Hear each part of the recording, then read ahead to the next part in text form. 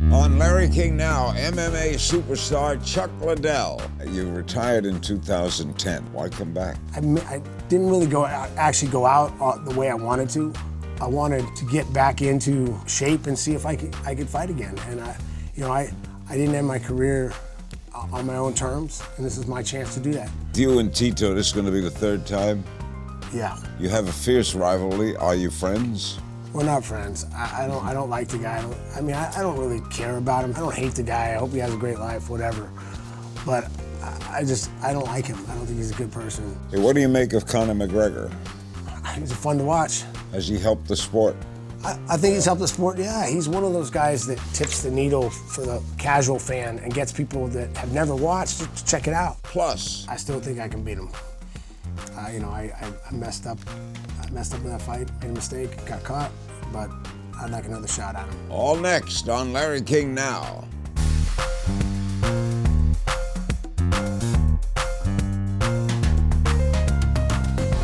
Welcome to Larry King Now, and today I'm joined by mixed martial arts legend Chuck Liddell. The former light heavyweight champion turned Ultimate Fighting Championship Hall of Famer is widely credited for bringing MMA and UFC to the mainstream. Known as the Iceman, Chuck has announced that he'll be coming out of retirement to fight rival Tito Ortiz for the third time this fall. He's also starring in a new film, Silencer, available now on demand, and we're told that now we can announce the date of the fight and the place. So where will you fight Tito and when? The LA Forum, November 24th. I'm very excited about it, man. It's gonna be a good one. So you're gonna also be in this the film is now on demand, Silencer, and Tito's in it too, right? Yeah. What's the film about? Well, it's about a retired military guy. He was a sniper, and he did some work for the mafia, the cartel. And the cartel tries to bring him back in. He doesn't want to come back in. They wind up kidnapping his daughter, and he goes after the cartel to get his daughter back. You're the star? I'm one of the bad guys. I'm one of the Trejo's the cartel leader, and Danny Trejo, and I'm one of his henchmen, is one of his top guys. Did you enjoy doing it? I did. I got to play a role that I didn't really like. We didn't really like the role at all, because I don't like that kind of tough guy. He's kind of like the punk, the guy who's trying to prove he's tough all the time, and I didn't really like him. But I'm like, you know what? My manager, which is my wife too, but she told me, you want to act, you gotta do roles that you don't like. Go out and. Sure. And I'm happy I did it. I really liked going out and doing this part, and I thought I pulled it off pretty good. The thing with you and Tito, this is going to be the third time? Yeah. You have a fierce rivalry. Are you friends? We're not friends. I don't like the guy. I don't really care about him. People told me things about him forever since we fought. You know, they always talking about, oh, he screwed me over here. He did this bad to me.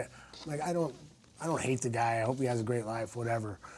But I don't like him. I don't think he's a good person. How good is he in the ring?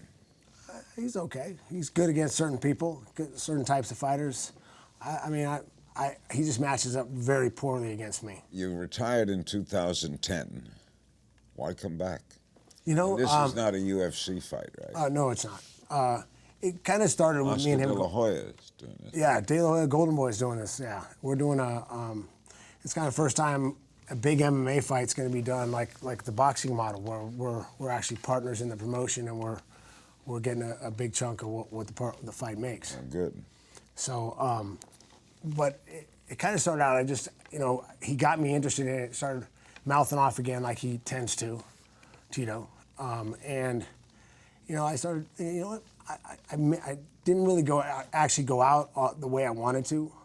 I wanted to get back into shape and see if I could fight again. And I didn't end my career on my own terms, and this is my chance to do that. I get to go out, and I got back in the gym before I even thought about fighting again. I got back in the gym. I got to see how good I could get, how my skills would progress, and how much shape I could get in. Did UFC want to do this fight? No. I talked to them and they weren't interested in doing it. It's their loss. Does this make will this do better for the fighters fighting under the De La Hoya banner? I mean, at the top end, yeah. I think if we can make this model work, we will definitely, the fighters getting a big percentage of the purse. I mean, or of the money brought in. Yeah. Will be better for fighters. Yeah. November 24th at the Forum. Obviously, pay-per-view, right? Yeah, it'll be on pay-per-view and at the Forum. Yeah. I'm excited about it. What did you do when you weren't fighting? That's been 8 years. Did you miss it? Oh, I definitely miss it. I miss every part of it. Everyone always asks me, "Oh man, you can't miss this. You can't miss that." No, I miss the camaraderie at the gym. I miss training every day, having an excuse to go and have to work out every day. I even miss cutting weight. I like fight week. Just doing all the media stuff, doing all the stuff leading up to fights. I like cutting weight because I know that after I'm done cutting weight, I get rewarded with fighting. The thing is, I love fighting. I love my job. I was blessed to get paid a lot of money to do what I love for a living. So this is another opportunity to get out there and do that. And the other thing too, I've got young kids now, and I really wanted them to see me, not the guy that's relaxing and just what he used to do. I want to see me work, see my work ethic, and see the way I fight, the way I go out. And I think this is my chance to do that. After the break, Chuck Liddell on ushering MMA into the mainstream and where he'd like to see the sport go next. Chuck will weigh in on some of UFC's current fighters. The film is Silencer. Stay with us on this edition of Larry King Now.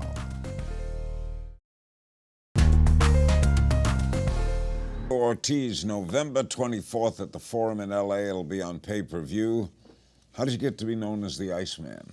My trainer is a guy that had probably 200 amateur fights, 60 pro fights between boxing and kickboxing, and he got nervous before every fight. They went up and down, roller coaster nerves. And I think it was my 4th or 5th fight in a Strongbow Arena in Bakersfield. And we had to show up at 4:30, and I probably wasn't going to fight till about 9:30. So John was going to tape my hands about 8 o'clock, 8:30. And we're in the back room, and he was looking for me, and he can't find me. He's like, what, did he leave? Like, where'd he go? And he finally finds me, and I'm asleep in the corner on a tie pad. My head on a tie pad, just laying there.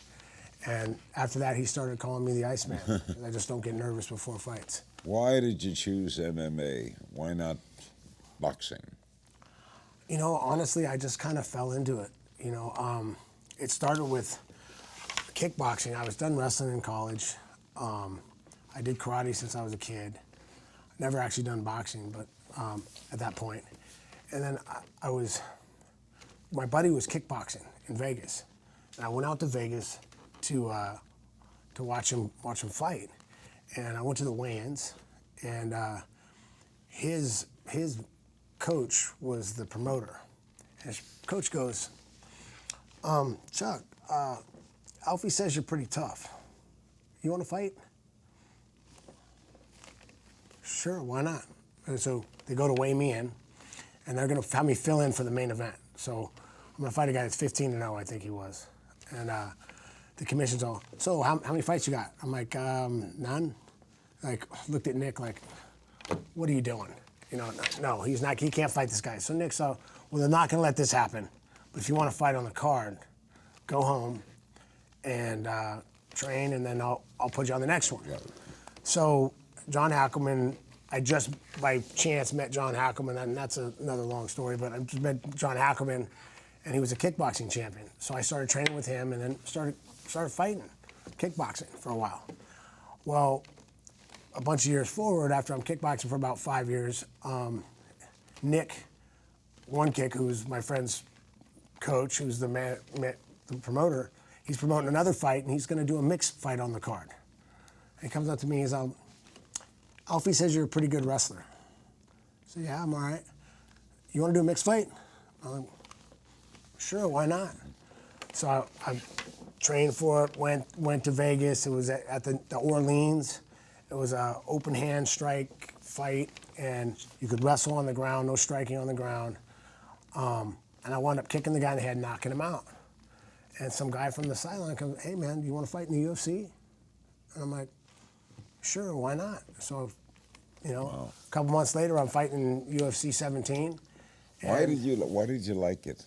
It was a combination of everything I loved doing. I was a martial artist growing up, and I like kickboxing. I like fighting for competition. I'd done karate since I was a kid. I loved it. I mean, I was a guy that went to karate. I'd go to wrestling practice, then go home and go to karate. Go to football practice, go home and go to karate. It's the kind of sport you can get badly hurt, though, right? I don't think you think about it that way when you're a fighter. We don't. My wife says that to me a lot of times. How do you guys do this? You guys get hurt. You do that. We don't think about it that way. We think about, we're going to hurt you. We're not the ones that are going to get hurt. We're going to hurt you. But have you been badly hurt? I was hurt more in 5 years of college wrestling than I was really? in 15 years of fighting. Yeah. Wow, and college wrestling is so. Yeah, but the thing with that is there's rules in place to protect you, right? So I'm trusting you not to hurt me. In our sport, pretty much you're allowed to do most things. So I'm trusting me not to let you hurt me. So I like it that way a lot better. Are you still involved with the UFC? I was working with them for a long time, and I still do stuff for them here and there. I've done some shows for them recently. I'm still involved watching the fights. Okay, what do you make of Conor McGregor? He's fun to watch. Has he helped the sport? I think he's helped the sport, yeah. He's one of those guys that tips the needle for the casual fan and gets people that have never watched to check it out. Did you like him fighting Mayweather? Did I like it? Yeah, I ain't mad at him. He made money.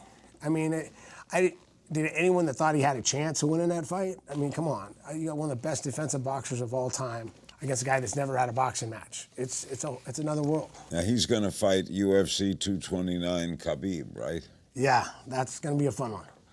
That's going to be interesting. The thing I like about Conor is he's going to run across the ring with reckless abandon, and he's going to attack him and go after him and try to finish him. And but Khabib's a beast on top. He's got a great wrestling. So it'll be interesting to see how, if it goes in the later rounds, it'll be interesting to see how it progresses. You were too heavy to fight Conor McGregor, right? Yeah, he can bump up a bunch of weight classes, but he'd have to come up to 205, and I'm a big 205 pounder. Next, biggest splurges, most memorable fights, strange fan encounters, in a game of You Only Knew with UFC Hall of Famer Chuck Liddell. Don't forget, go see Silencers, and the fight is November 24th with Tito Ortiz at the Forum in Los Angeles on pay-per-view. We'll be right back. We're back with UFC legend Chuck Liddell. We play a little game of If You Only Knew. What's a superpower you wish you had? I'd like to be invisible. Be able to be invisible. Too. Yeah, Would that be great? Yeah, you can find out what people talk about you, and how they think about you. Go out, take off, come out. Yeah, it'd be awesome. Favorite city to fight in? Las Vegas. It has. Why? I think it makes it a dual trip for fans. They can make a big vacation out of it and show. And it's a biggest stage I was allowed to fight on. I mean, I never got a chance to fight at Madison Square Gardens because it wasn't allowed there when I was fighting. Yeah.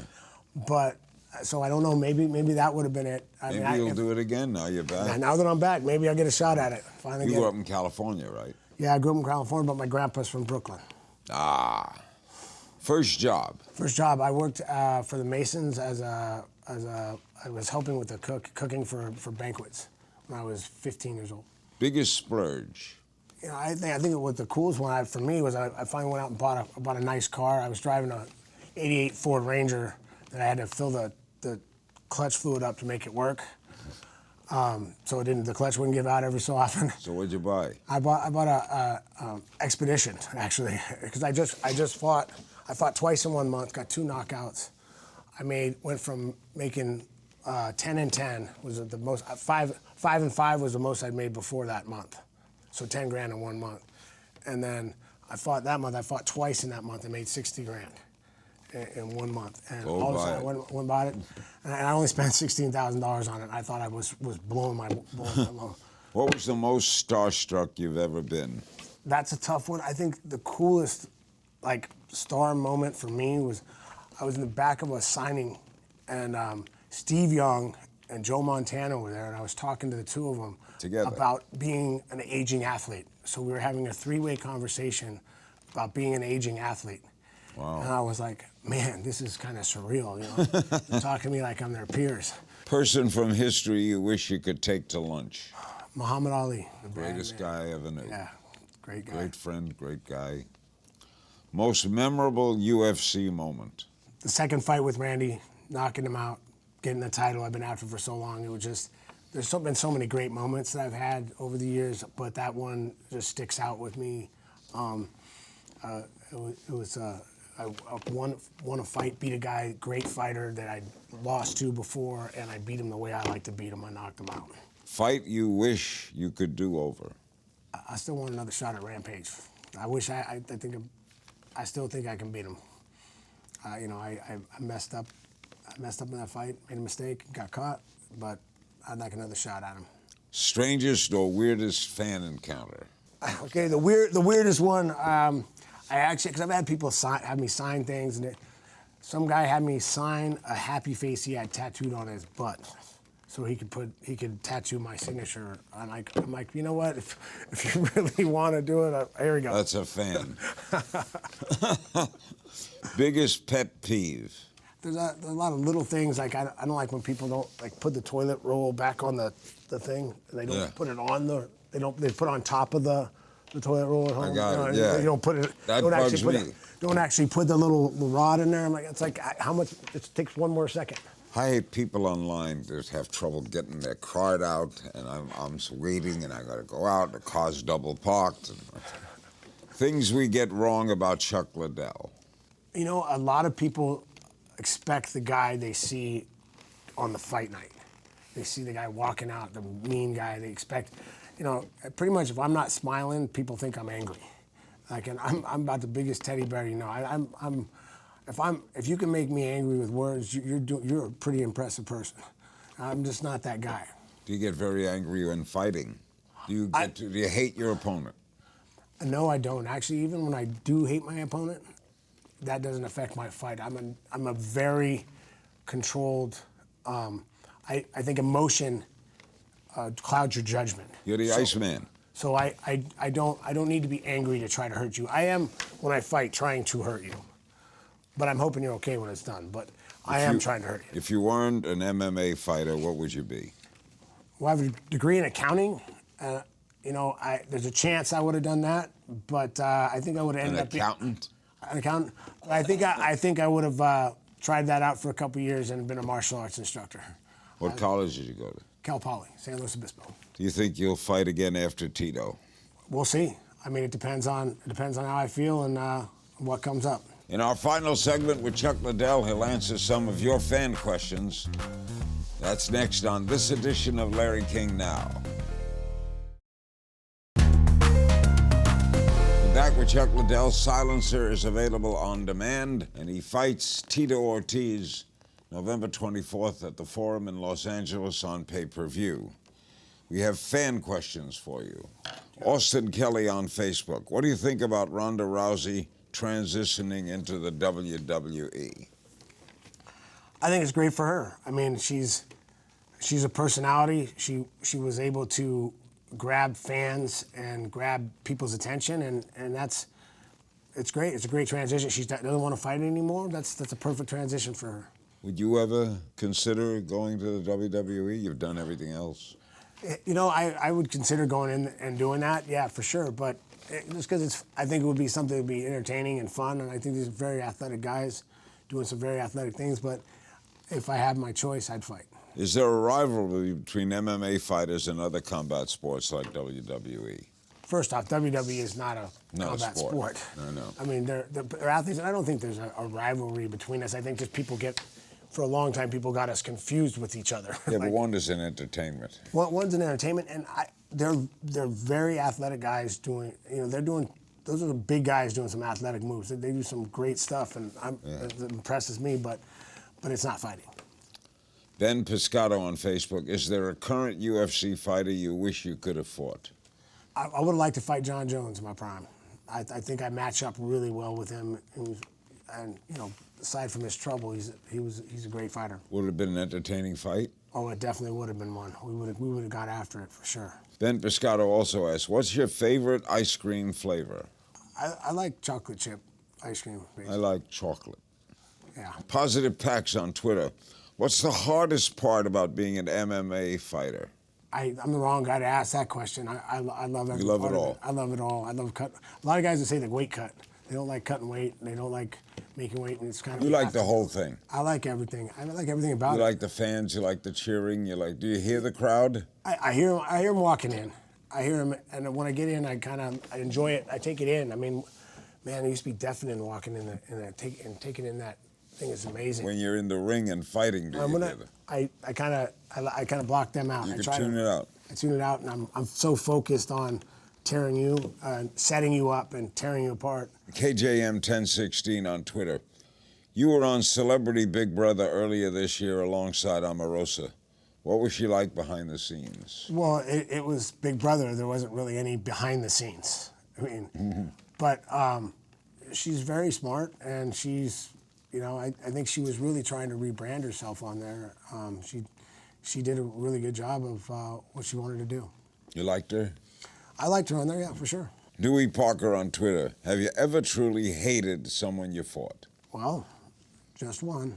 I don't know that I hate Tito. I don't like him. I definitely don't like him. But he's the only guy I've fought who I really don't like. Does he talk to you during the fight? I'm not a guy that does that. I don't really usually talk to my fighter, my opponent. I don't remember him ever saying anything to me. But then again, I was hitting him most of the time. Joke 722 on Twitter. How badly do you want to beat Tito Ortiz? Tito is one of those guys I have to beat. I mean, I don't want to listen to him. I still have to listen to him after beating him twice. I couldn't imagine what it would be like if I actually lost to him. I'd you would die. So this is very important for me to win this fight. And you're going to win it. Take it from me. Unless Tito comes in and hits me. A big thanks to my guest, Chuck Liddell. He stars in Silencer, now on demand. Also, look out for his highly anticipated fight against Tito Ortiz, November 24th at the Forum in Los Angeles. That's on pay-per-view. You can find me on Twitter at King's Things. I'll see you next time.